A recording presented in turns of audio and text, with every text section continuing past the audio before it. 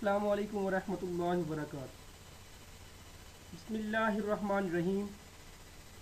नाजरीन, मैं हूँ यासीन ज़मान और आप देख रहे हैं AutoCAD civil engineering and general knowledge channel. अल्लाह ताला के फ़ज़ल से मैं आप लोगों के सामने एक न्यू टॉपिक के साथ हाज़िर हुआ हूँ, जिसमें आपको ब्रिक टेस्ट के बारे में बताया जाएगा।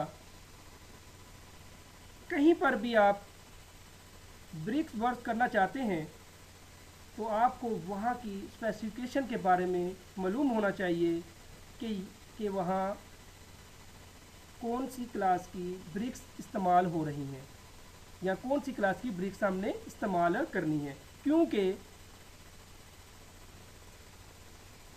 तीन क्लास होती हैं, class A, class B, class C की क्लास होती हैं।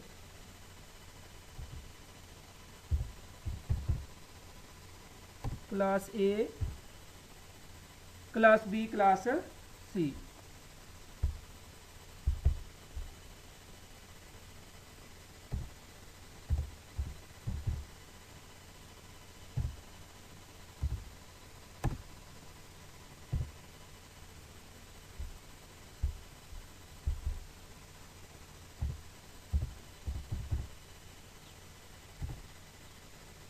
क्योंकि तीन किस्म की यूज़ होती हैं, class A, class B, class C. मैं आपको अभी इन तीनों क्लासेस के बारे में बताता हूँ। सबसे पहले क्लास ए को देखें। इस तरह की जो ब्रिक होती हैं, दर्जा अव्वल की जो बिल्डिंग होती है उसमें यूज़ करते हैं। क्योंकि ये एक्सपेंसिव होती हैं, इसका रेट भी ज़्यादा होता है, इसलिए इसको हाई क्वालिटी वाली जो बिल्डिंग होती है उसमें यूज़ करते हैं। इसका जो कलर होता है वो कोई भी हो, रेड हो, ब्राउन हो या सुर्खी माइल हो, कोई भी हो, वो पूरी ईंट के ऊपर यूनिफॉर्म टाइप होती है, यानी कि फुल ईंट के ऊपर एक जैसा ही कलर होगा। उसको क्लास ए कहते हैं। इसके अलावा इसकी जो शेप होती है स्टैंडर्ड साइज के जो होता है उसके मुताबिक होती है। उसके कॉर्नर, उसका बॉटम, उसका टॉप, यानी कोई भी आप देखते हैं उसको तो वो उसका साइज़ एक जैसा ही होगा। उसके का जो कॉर्नर है टूटे हुए नहीं होंगे। इसके अलावा जो क्लास बी की होती है उसमें क्लास ए की निस्बत उसकी शेप ठीक नहीं होगी, उसका कलर थोड़ा फ़र्क होगा। इसके अलावा जो क्लास सी होती है, क्लास सी में तो ज़्यादा पक्की हुई या ज़्यादा कच्ची हुई ईंटें भी हो सकती हैं, उसकी शेप में भी फ़र्क होगा, इसके साइज़ में भी बहुत लंबी हो सकती हैं, बहुत छोटी होती हैं, उसमें मिक्स होती हैं। अब मैं अपने टॉपिक की तरफ आता हूँ कि हमें कैसे मालूम होगा कि जब हम इंटेल ख़रीदना चाहते हैं या हमारे स्टोर में पड़ी हुई हैं या हम अपने बट्टे में किसी जगह पर जाते हैं ख़रीदने के लिए, तो हमें कैसे मालूम होगा ये कौन सी ईंट है, क्लास ए है, क्लास बी है, क्लास सी है। तो हम उसको मालूम करने के लिए हम कुछ टेस्ट करते हैं। और मैं आपको क्लास ए के बारे में बताऊंगा, उससे हम अंदाज़ा लगा लेंगे कि हमारी कौन सी उसी से हम क्लास बी की, क्लास सी की भी मालूमात हमें हो जाएगी। पहले मैं क्लास ए के बारे में कुछ बताता हूँ। इसके लिए हम सबसे पहले इम्पैक्ट टेस्ट करते हैं। इम्पैक्ट टेस्ट,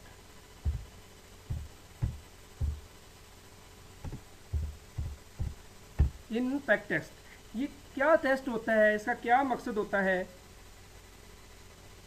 इम्पैक्ट टेस्ट होता है कि हम इसको कोई एक ईंट ले लेंगे या दो ईंट लेंगे, हम उसको अपने अपने हाथ में पकड़कर 1 मीटर की हाइट से नीचे फेंकते हैं। 1 मीटर की हाइट से अब जब हम इसको नीचे फेंकते हैं तो अगर ये 1 नंबर ईंट होगी तो वो टूटेगी नहीं। तो इससे हमें ज़ाहिर हो जाएगा, टूट जाए तो फिर इम्पैक्ट टेस्ट यानी कि उसका फेल हो जाएगा। अगर ये ना टूटे तो इसका जो इससे ज़ाहिर होगा कि ये ईंट जो है मजबूत है, यानी कि इसके बॉन्ड अच्छे बने हुए हैं। इससे हम यानी इम्पैक्ट टेस्ट से हम ये मालूम हो जाता है कि अगर हम 1 मीटर की हाइट से हम नीचे फेंकते हैं इसको तो वो टूटे ना। इसके बाद नंबर 2 पर है हमारा, ये हमारे पास हो गया एक नंबर जो है।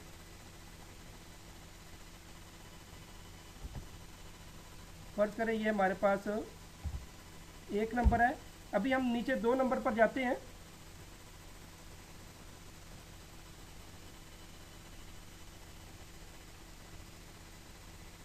Sound and test.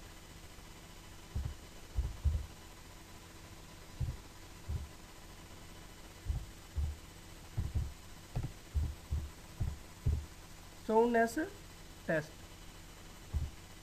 ये हमारे पास आ गया 2 नंबर। साउंडनेस टेस्ट से हम कैसे मालूम करते हैं? हम ऐसा करते हैं कि 2 ईंटें ले लेते हैं, उसको अपने एक राइट हैंड में पकड़ लें और एक लेफ्ट हैंड में पकड़ लें। दोनों को इस तरह पंच करें कि वो आपस में, जब उसकी आवाज़ है, जब हम इसको ऐसे पंच करें तो मेटालिक सिस्टम या मेटालिक जैसी आवाज़ आए, यानी कि बेल जैसी आवाज़ हमें आ जाए, कि उससे हमें जाहिर होगा। और ईंट टूटे भी ना। जब हम इसको प्रेस करें, ऐसे पंच करके, ऐसे पंच करें दोनों को, कि दोनों ईंटों को आपस में ऐसे पंच करें कि मेटालिक जैसी आवाज़ आ जाए, बेल जैसी आवाज़ आए और ईंट टूटे भी ना, तो हमें इससे जाहिर हो जाएगा कि ये जो ईंट है वो अच्छी ईंट है, इसका यानी कि साउंडनेस टेस्ट इसका ठीक है, उससे हमें जाहिर हो जाता है। नंबर 3 पर हम इसका जो तीसरा नंबर है हमारा टेस्ट करने का, वो हम कहते हैं डायमेंशन टेस्ट। इसके बाद तीसरे नंबर पर हमारे पास आता है, हमारे पास तीसरे नंबर पर हम इसका टेस्ट करते हैं डायमेंशन टेस्ट। डायमेंशन टेस्ट,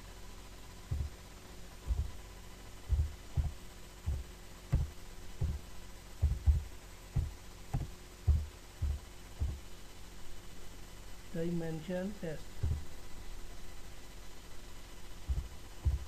इसका क्या मकसद है, कैसे हम करते हैं? हम इसके लिए कुछ हम ईंटें ले लेते हैं। फ़र्ज़ करें हमें 10-15 ईंटें जो है लेते हैं सैंपल के तौर पर, और इसको स्ट्रेट लाइन में हम रख लेते हैं, और उसके साथ एक स्टैंडर्ड साइज़ वाली ईंट लेकर उसके साथ रखते हैं। उसको चेक, उससे हमें ज़ाहिर हो जाता है कि इसका साइज़ सेम है, इसकी शक्ल क्या है, यानी कि इनके साथ जो हमारे पास सैंपल दिए गए हैं वो मिलते हैं हमारे स्टैंडर्ड साइज़ के साथ, इनकी शक्ल मिलती है, या यानी कि सब कुछ हम उससे ज़ाहिर हो जाता है। इसको डायमेंशन टॉलरेंस टेस्ट कहते हैं, डायमेंशन टेस्ट। इसके बाद जो है चौथे नंबर पर जो है hardness test. Hardness test,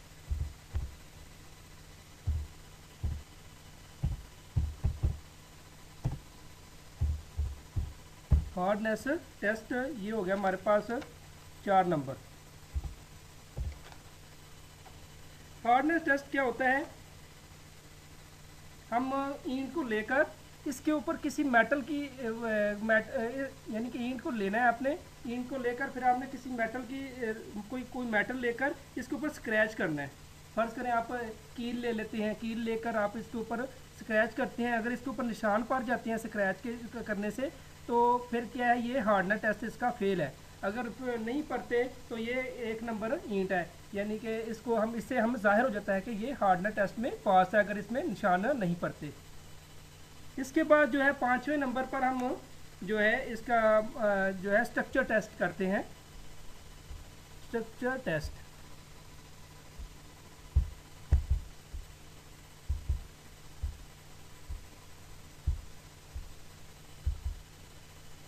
structure test 5 number पर।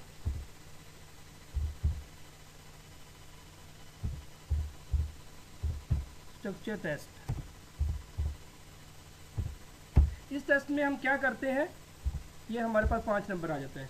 हम इस टेस्ट के अंदर हम एक ईंट लेते हैं, उसको सेंटर से काट लेते हैं। फिर हम उसको देखते हैं कि इसके अंदर खोल तो नहीं है, इसका मटेरियल अच्छा बना लगा हुआ है, यानी कि उससे जब हम इसको सेंटर से काटते हैं तो हमें बिल्कुल मालूम हो जाता है। जब काटते हैं तो उसके वरम शरम इसके जो होते हैं वो होल, और इसके अलावा जो मटेरियल होता है यूज़, वो हमें मालूम हो जाता है, यानी कि इसको स्ट्रक्चरल टेस्ट कहते हैं। इसके बाद जो है हम छठे नंबर पर हम करते हैं अब्जॉर्प्शन टेस्ट। यानी कि हम इसको देखते हैं कि कितने इसको पानी लगाना चाहिए तो अच्छा होगा, कितना नहीं लगाना चाहिए, यानी कि इसको अब्जॉर्प्शन टेस्ट कहते हैं। अब्जॉर्प्शन टेस्ट जो है,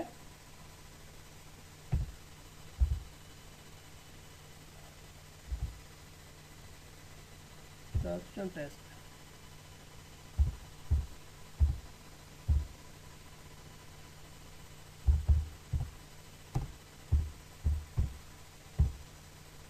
ये ना हमारे पास हो गया छठे नंबर पर। इसका क्या मकसद है, ये हम कैसे टेस्ट करते हैं? इसके लिए हमने कुछ इंटू के हमने सैंपल ले लेने हैं। फर्ज करें 5-6 हम ईंटें ले लेते हैं। उसके बाद फिर हम उसको क्या करना है, उनका वज़न कर लेना है। फर्ज करें हमारे पास कोई भी ईंट है, हमें एक का करते हैं।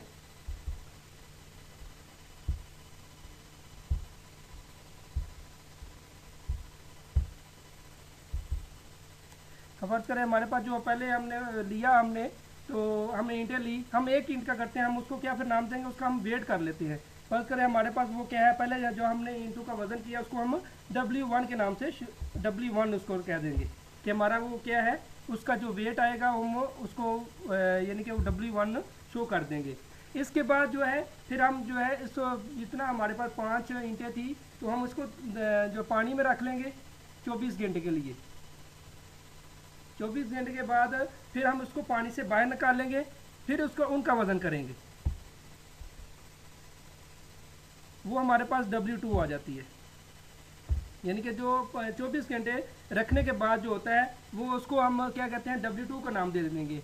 क्योंकि इसके बाद फिर हम इसका जो एब्जॉर्प्शन टेस्ट का हमारे पास फार्मूला होता है वो हम इसको ऐसे कैसे लिखते हैं वो आपको मालूम होना चाहिए। ये एब्जॉर्प्शन टेस्ट जो होता है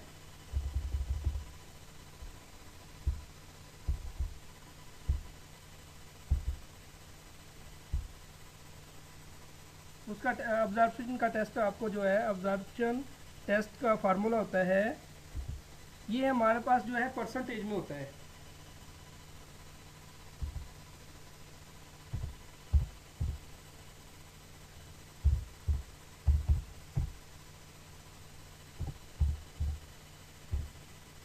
ये परसेंटेज में होता है, ये परसेंटेज में निकलता है।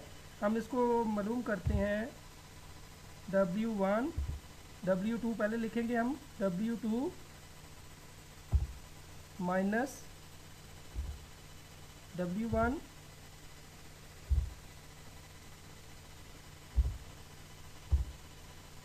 फिर हम तकसीम करेंगे W1 पर। W2 माइनस W1 यानी कि हमने जो पहले सूखी ईंटें ली उसको वज़न किया, फिर हमने 24 घंटे पानी में रखा, रखने के बाद फिर उसका दोबारा वज़न लिया, उसको W2 का नाम दे दिया। फिर हम इस फार्मूले से फिर हम इसकी परसेंटेज मालूम कर लेते हैं।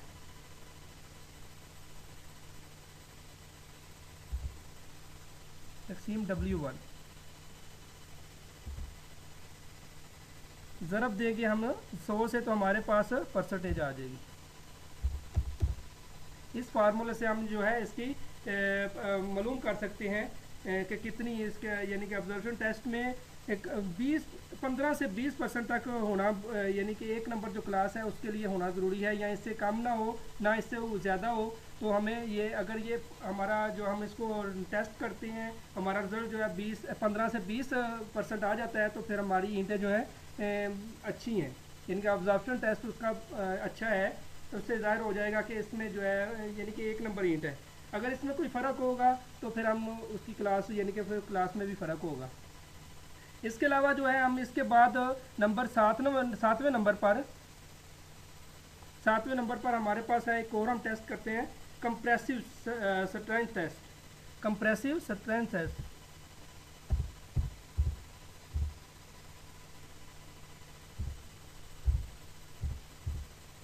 स्ट्रेंथ टेस्ट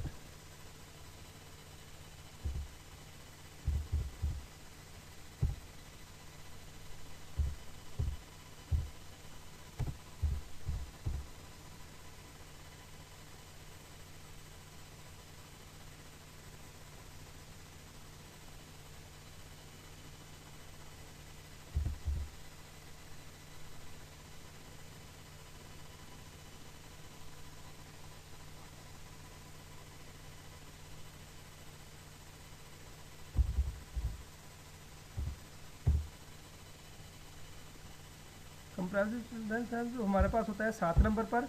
तो हम इसको कैसे करेंगे, यानी कि हम इसका क्या मकसद होता है, ये हम इसके लिए 5 सैंपल लेंगे और इसी को देखें, इसमें जो है ईंट के टुकड़े, ईंट के अंदर जो है कश्ती होती है, पहले उसको फिल करेंगे। वो आप वाटर जो है 1:4 का यानी कि यूज़ कर सकते हैं। उसमें आपको पहले कश्ती जो होती है इसके अंदर, ईंट के अंदर, उसको फिल करेंगे।